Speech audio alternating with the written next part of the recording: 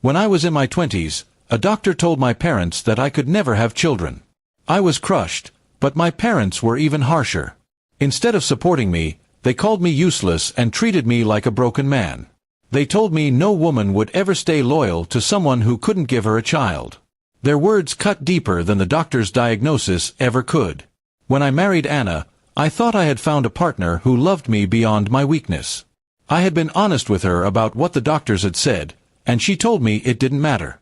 For a while, I believed her. But as time went on, her behavior started to change. She grew cold and distant, spending more time at my parents' house than with me. I thought maybe she was trying to keep peace with them, since they had never really accepted me as a man. One evening, I came home early from work. I found her laughing in the kitchen with my younger brother, David. It didn't seem suspicious then, but something about the way he looked at her made me uneasy. When I asked, Anna brushed it off, saying I was imagining things. I forced myself to believe her because the alternative was too painful. A year later, Anna told me she was pregnant. My heart froze. I knew what the doctor had said years ago. I wanted to be happy, but a part of me was screaming the truth I didn't want to admit. My parents, however, were thrilled. They praised Anna and congratulated David more than me, as if they already knew the child was his. Their behavior shattered me inside. When my son, Ethan, was born, I loved him with everything in me. I didn't care what anyone said, I raised him as my own. But behind my back, whispers grew louder. Neighbors, relatives, even co-workers hinted that I was raising another man's child. My parents stopped hiding their smirks. They treated David like the real father while humiliating me whenever they had the chance. The final straw came when I overheard Anna herself during an argument. She screamed, "At least your brother could give me a child when you couldn't." That night, my world collapsed. I realized the betrayal wasn't just from her but from my own family. My wife and my brother had conspired behind my back, and my parents had sided with them. I left that house, but I did not abandon Ethan. I fought hard for custody, and though the courts granted Anna primary custody, I remained in his life. Still, my parents stopped speaking to me, claiming I was clinging to a child that wasn't mine. Their cruelty pushed me to rebuild my life from scratch.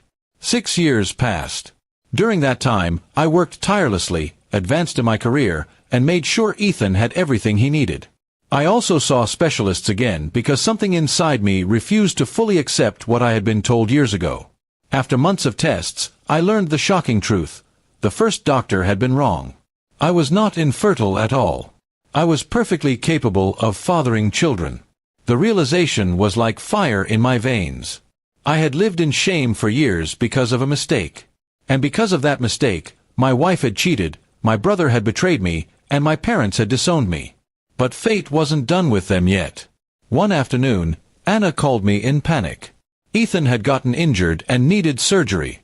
She begged me to come. At the hospital, the doctors requested both parents' blood samples for matching. When the results came back, everyone froze. Ethan wasn't David's son, he was mine. Anna's face turned pale. My parents sat in silence, their arrogance gone. For 6 years, they had mocked me, insulted me, and sided with David, only to learn that Ethan had been my child all along. The betrayal shifted, and now it was their shame that filled the room. I didn't gloat or scream. I simply signed the papers and stayed by my son's side. Ethan needed me, and that was all that mattered. Anna tried to apologize, but her words meant nothing. She had destroyed everything with her disloyalty. As for my brother, he couldn't even look me in the eye. My parents begged for forgiveness later, but I couldn't forget the years of humiliation they put me through. They had believed lies over me, their own son. I told them plainly, "You lost me the moment you chose betrayal over blood." Today, Ethan lives with me full-time. He's my pride, my proof, and my strength. Anna lost custody after the court saw her deception, and David disappeared from everyone's life. My parents still try to reach out, but I no longer need them.